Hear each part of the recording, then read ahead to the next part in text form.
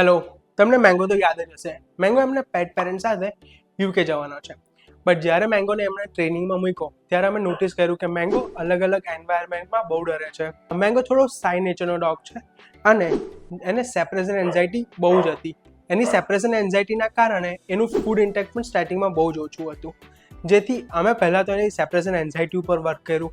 અમે એને proper leadership અને ગાઈડન્સ આપ્યું, જેથી કરીને એની ફૂડ ડ્રાઈવ અમે ડેવલપ કરી શક્યા. એનો જે સેપરેશન એન્ઝાયટીનો પ્રોબ્લેમ હતો એ અમે સોલ્વ કરી શક્યા.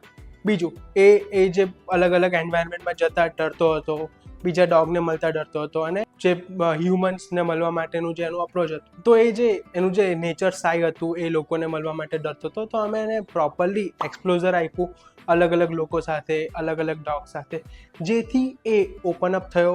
અલગ અલગ એરિયામાં જઈને અમે એની સાથે ટ્રેનિંગ કરી.